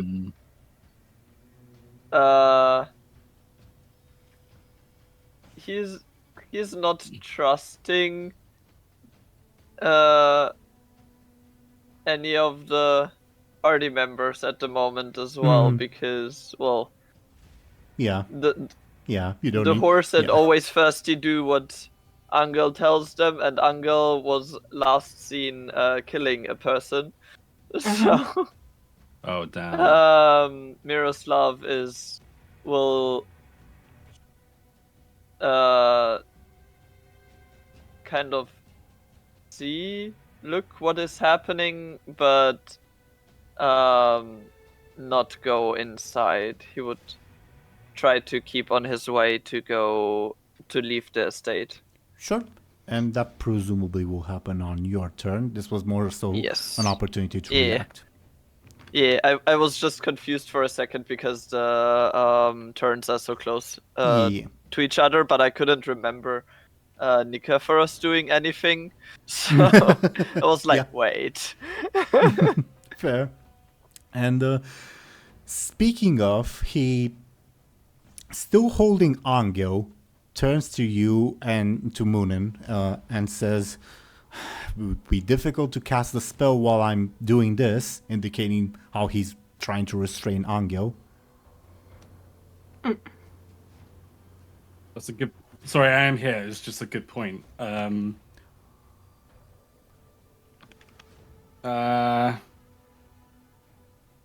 The horse is trying to get people in, right? So maybe Muninn's Well, like, all you know is the horse rushed outside. oh, Acacius doesn't care about the life of the horse, so he has not deigned to inform you that, the horse is trying to get people in. oh, that's a tough situation. Could I? Also, Acacius doesn't really care about the life of Anghel, but yeah. Yeah. I don't know. Obviously, it's not my turn, but I think like Muninn would say to Nicephorus, like make sure the spell is complete. So that's the priority. Yeah. Basically, he's asking you what to do on his turn: restrain Anghel or cast a spell. Yeah. I guess Muninn would say, prioritize the spell. Thank you. Let's go with Anghel. Yeah. Anghel is Obviously, like, I don't want Anghel to go outside and get hurt, but we don't want to get caught either.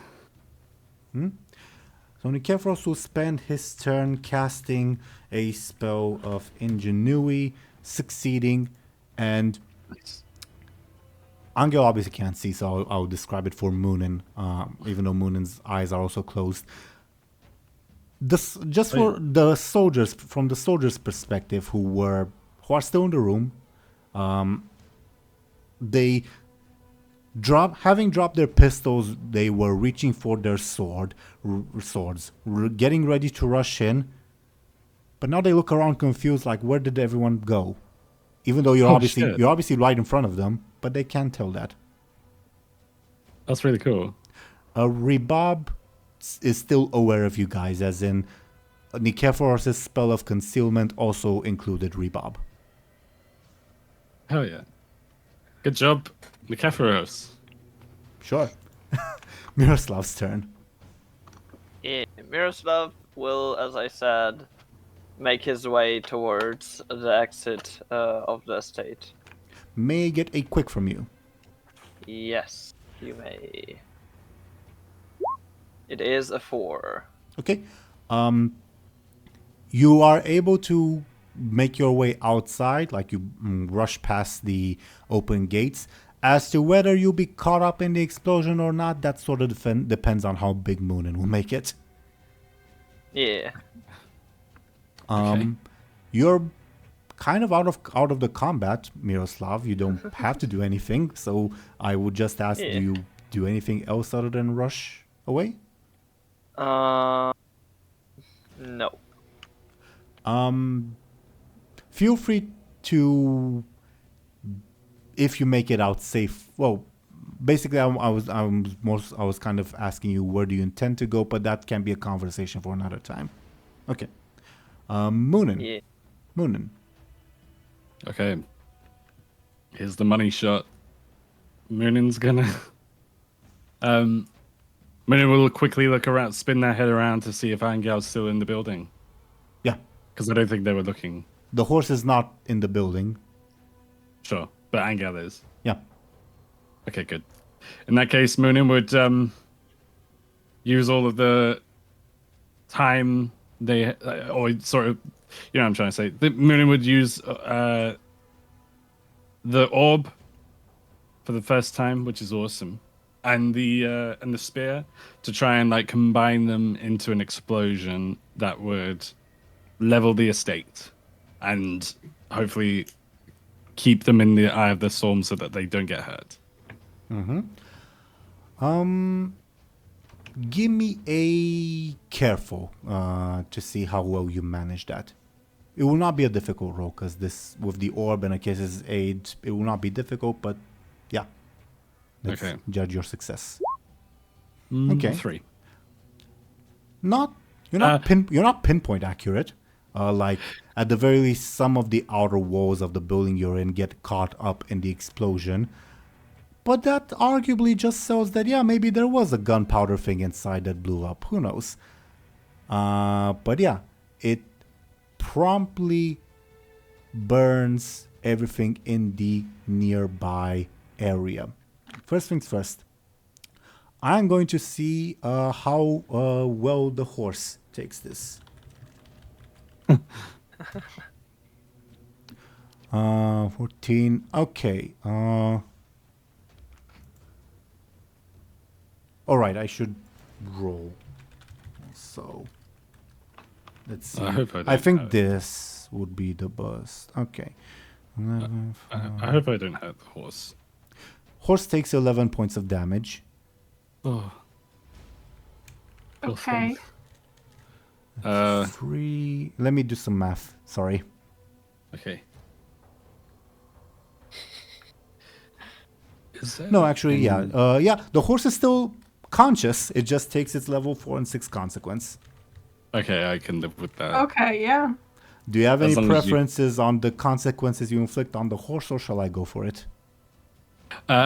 Feel free to go for it. If you have stuff in. Well, you were asking me, yeah. Yeah. Yeah. In which case, feel free to go for it.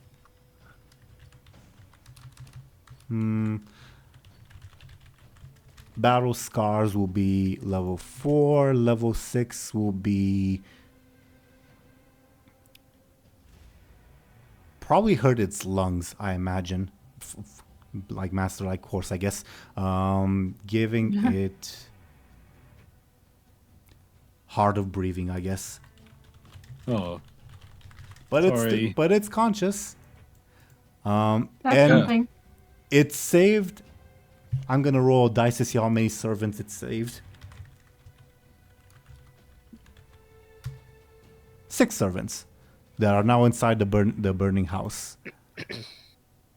that's good. Cool. Miroslav, I think the edge of the explosion might catch you. So can I get... Well, you see fire coming from the explosion in your direction. How do you avoid it? I run. Yeah, sounds like a quick defense. Please be good. 3. Huh. If you take even that 1 point of damage, you will be knocked out. Yeah,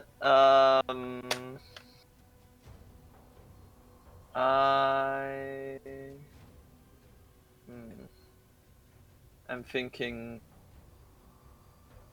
what I could use to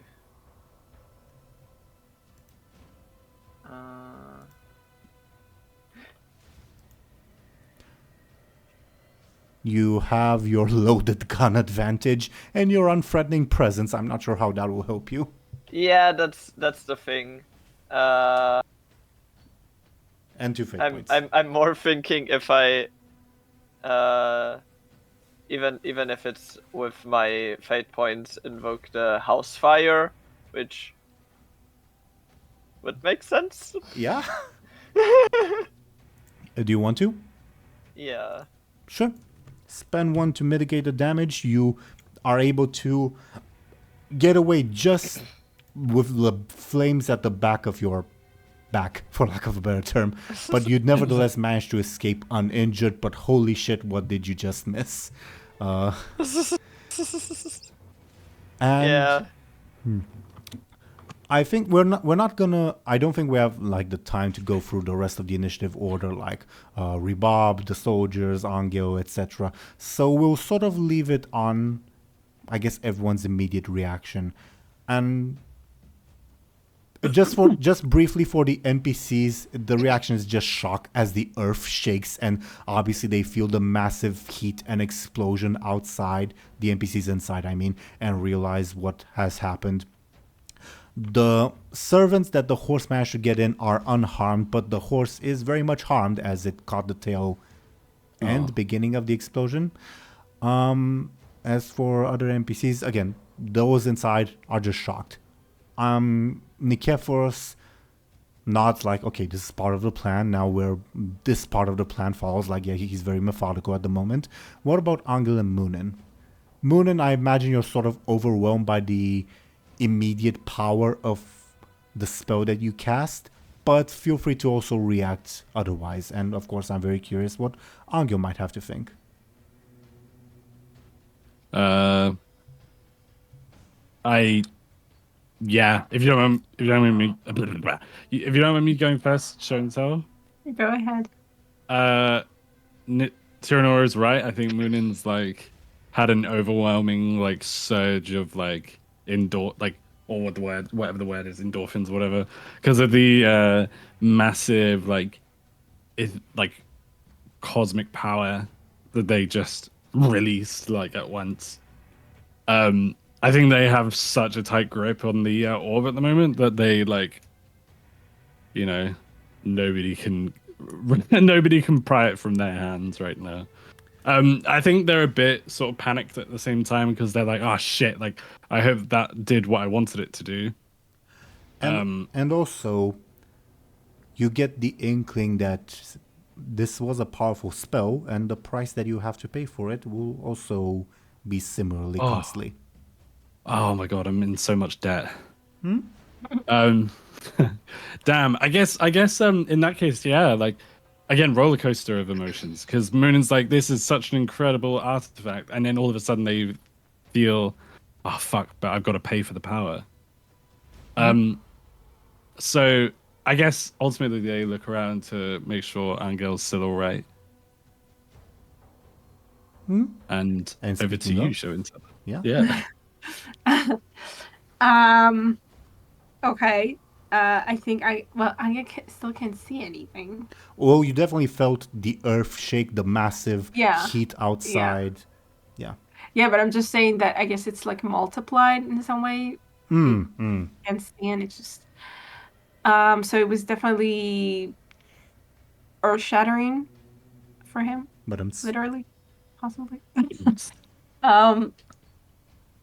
And he's kind of panicked.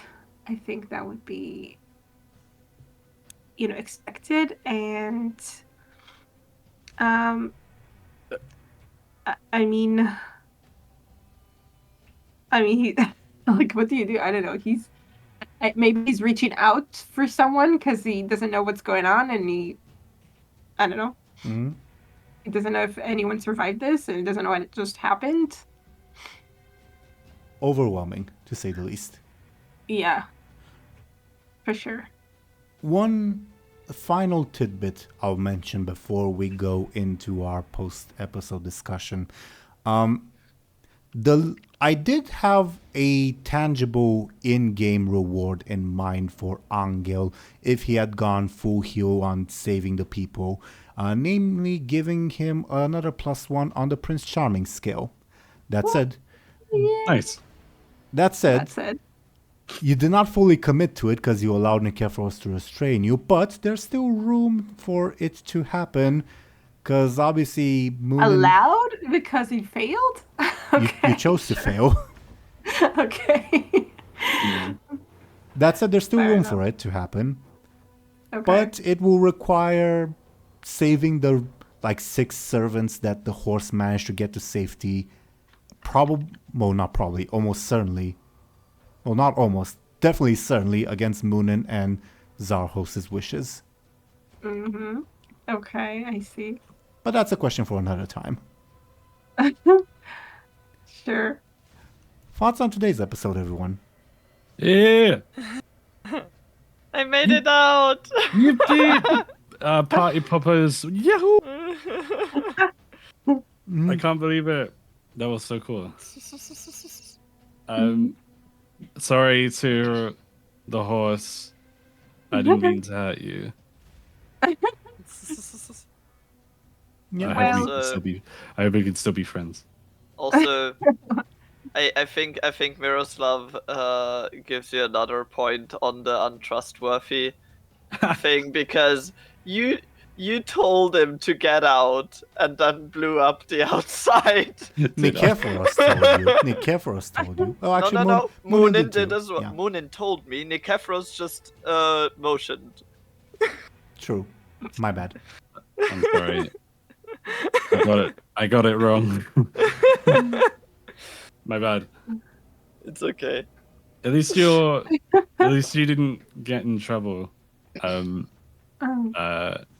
Damage wise. Yeah, no worries. Yeah.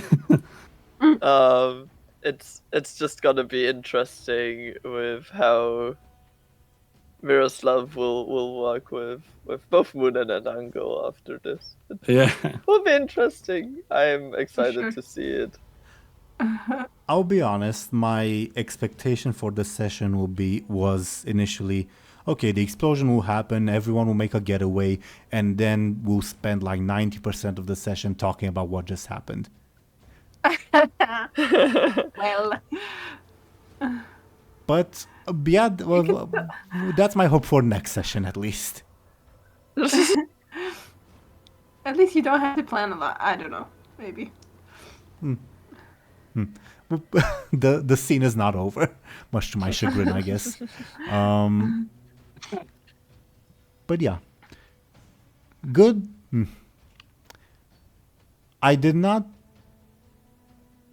I'll be honest, I did not think of the Faustian bargain of Anghel waking up to save the people before the session. It was something I came up with on the spot. Glad I did, but it definitely complicated matters. I guess it did. Yeah, it took a long time for me to figure out what to do. Either way, sorry, I paused because I think I experienced a very minor earthquake. Anyway, moving on from no, very minor emphasis on that. Moving on from that, surprisingly, not a lot, and yet a lot happened. So I guess let's go in order. Thoughts on this new and improved quote-unquote Zarhos? I know, Well- Izvir, you've never met the original version. He was more like a politically minded, creepy old man with very, very evident venereal diseases. Yeah. I cannot believe. Sorry, I know I've said it 100 times. It's still really jarring that he's helping us for now. Because Yeah, it's weird, but it's so not trustworthy either. yeah, emphasis on for now, as Yeah. Teeironor said earlier. I can't wait for him to fucking betray us, because I bet that's what's gonna happen. So Okay, that's one way to, deal with it. I guess. yeah, Be I just prepared. can't. Do you know what? I feel like dealing with the shoe dropping is gonna be like I feel like whenever there's tension or whenever someone's holding a shoe, I'd rather them drop it. Like, do you know what I'm saying? Yeah, like you don't want to like wait for it. Yeah, Mm. yeah. You have all that tension. I It's get like- that. Yeah, I'd rather us be on the same page. Hmm. So, yeah. Sorry, those are not to hog the stage, but I just it's really cool to see him though again. With new and- and improved Ashen made artwork. Yeah, Yeah, hell yeah. Ashen did such a good job. She did. Yeah. she did.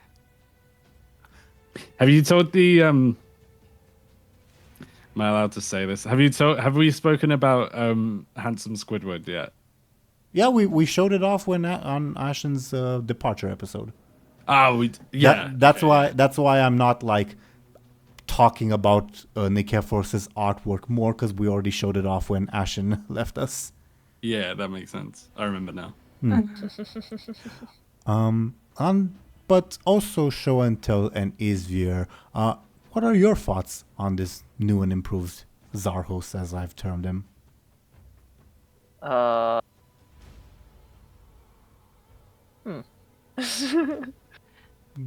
I mean, Accurate. like I said, I don't trust him, and I don't know, like,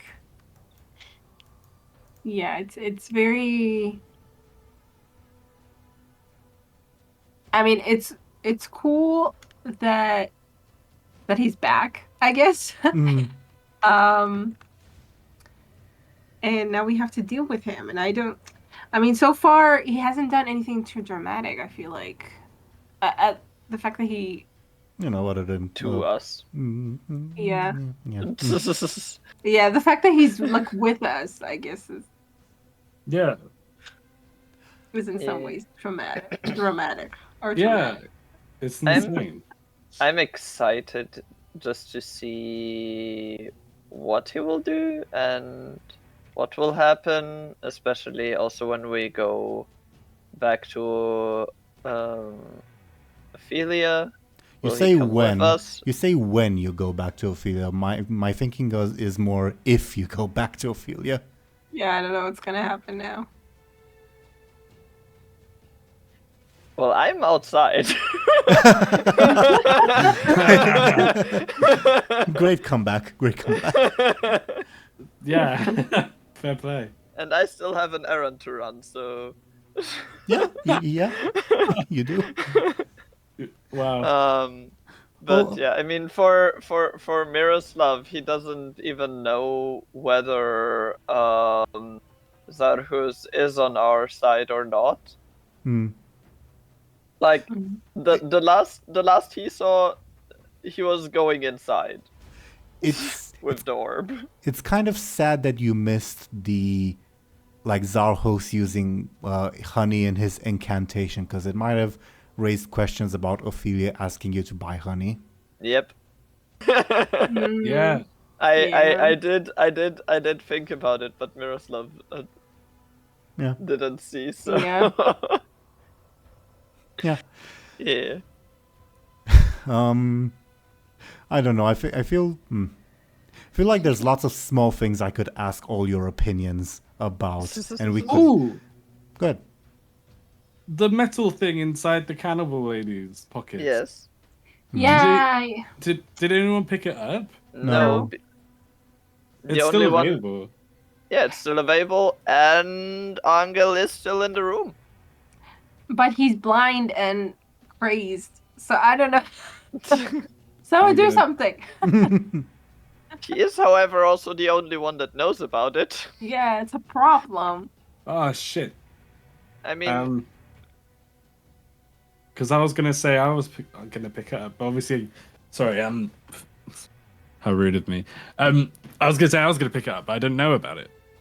yeah, Yeah, but it's I a mean, problem. Anghel could tell you about it, theoretically.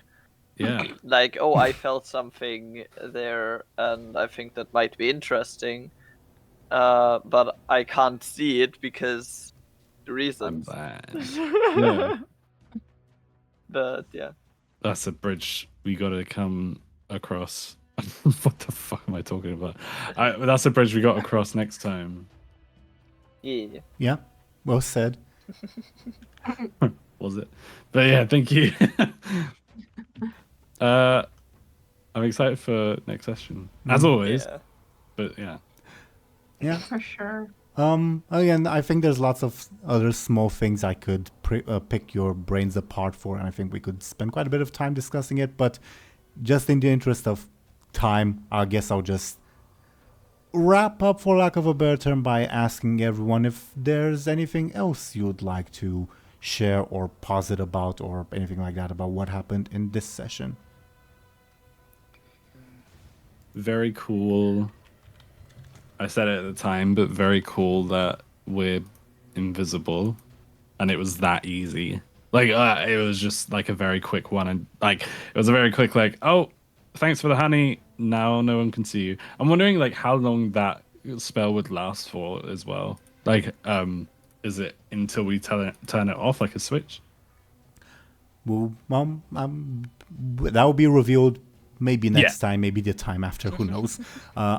One small detail I will mention is that it also, thankfully for everyone else's sake, mask Munin's smell. Oh. Oh. Oh shit. Maybe. Yeah, nice. that does help. Yeah. If you're thinking about, that sounds handy for the future, above board, Cassius does not like you casting other gods' magic. Yeah. You can do it in a pinch, but he'd rather you may not make a habit of it. Okay.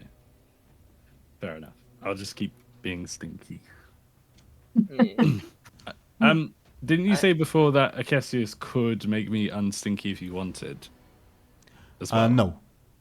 It's part of the sort of job description of being an oracle. Okay.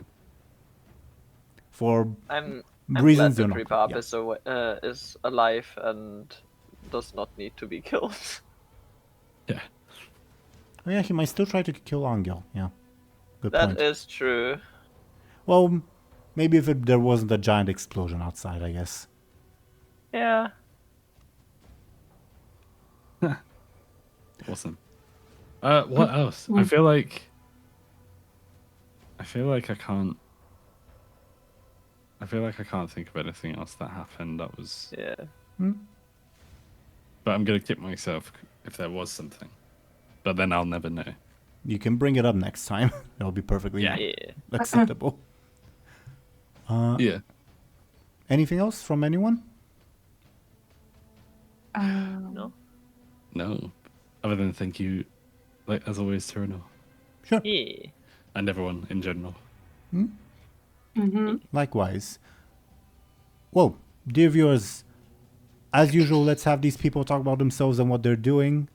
The dice have determined that we're apparently going in the same order that we began the session in, meaning that apparently we ought to start first and foremost with Izvir, who ought to talk about themselves, what they're doing, what you're up to, etc. You're on deck, Izvir. Yeah. I'm Izvir, or is virtually a goblin. I stream on Twitch very irregularly,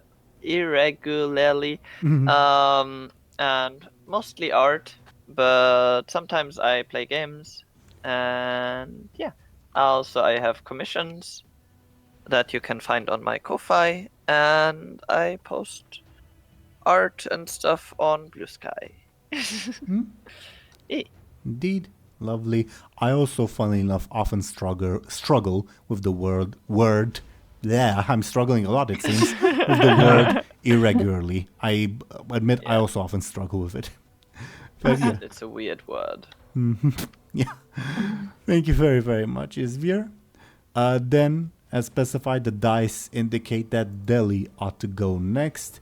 What's up, Dely? What can you tell us about yourself? Hello, everyone. I am DelyVT. I'm a mushroom VTuber on Twitch. I am on a bit of a hiatus. Oh, sorry, I just saw something really cool. I'm on a hiatus at the moment, but you can find me on Blue Sky, Discord, and Twitch. I'm in my studies right now, so that's why I'm on hiatus. But yeah, I do hope to come back to stream variety at some point, so you can find me on my card on screen. Looking forward to it. Thank you very, very much, Dely. And then, of course, we would have Show&Tell. Could you please go ahead and talk about yourself and what you're doing? Yes, hi. I'm Show&Tell. And I do reactions, which I post on YouTube, as well as Patreon. And you can check it out if you like that kind of stuff. Yeah. It's great stuff. Thank you very, very much, Show&Tell. And I, dear viewers, was your Dungeon Master, Game Master Teeironor. I do this series, which is a lot of fun. I also do another series set in the Warcraft universe that its hiatus might be coming to a close fairly soon. Stay tuned for that. But yeah, other than that, thank you as usual, dear viewers, for watching and listening to us. Should be back next week, probably. I'll let you all know on Twitter and Blue Sky the places if we are or if we have to delay an episode for whatever reason. But yeah, we will see you next time then. Goodbye, everyone. Bye bye. Goodbye.